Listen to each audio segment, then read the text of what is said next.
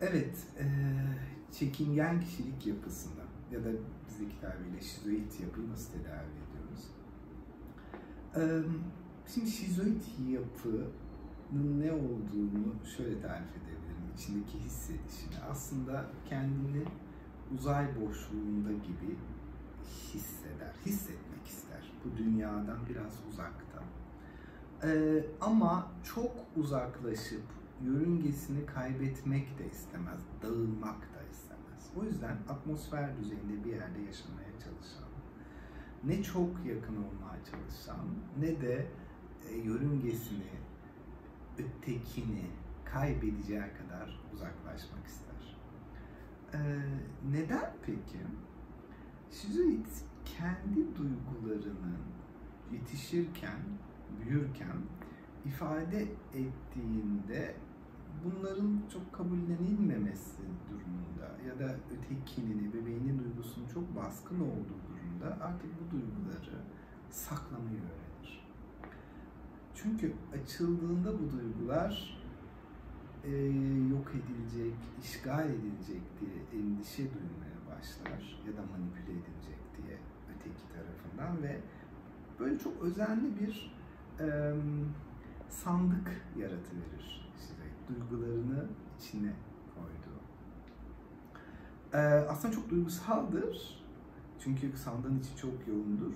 Ama dışarıya çıktığınızda daha kontrollü bir yerde yaşar duygularını. Ötekiyle çok yakınlaşmak istememesinin sebebi de budur. Yakınlık duygu gerektirir. Duyguyla orada var olursunuz.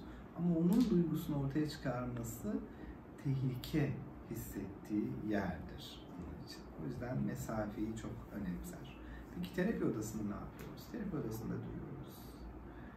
Ve bu sefer onu işgal etmeden, onun duygularının ortaya çıktığı yerde, onun istediği kadar açıldığı yerde onu gerçekten duymaya çalışıyoruz.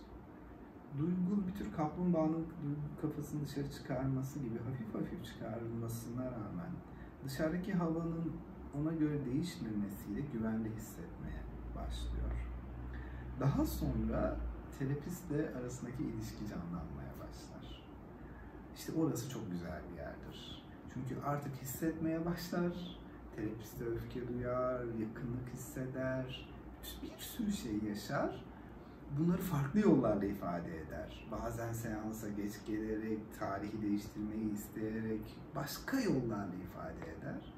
Bir zaman sonra da direkt ifade etmeye başlar. Terapistin bütün bu ifadeleri duyması, duyduğunu belli etmesi, yorumlaması çok iyi gelir aslında şizoide. Ve bir zaman sonra duygularını açıkça ifade etmenin, yaşamanın önemlisi o kadar korkutucu olmadığını ve sandığın kapalı değil, hayatın içine gelebileceğini hissettiği yerde mucizevi bir şey olmaya başlar şizoide. Duyguları gözlerine gelmeye başlar. İşte o anın peşindeyizdir aslında biz birazcık.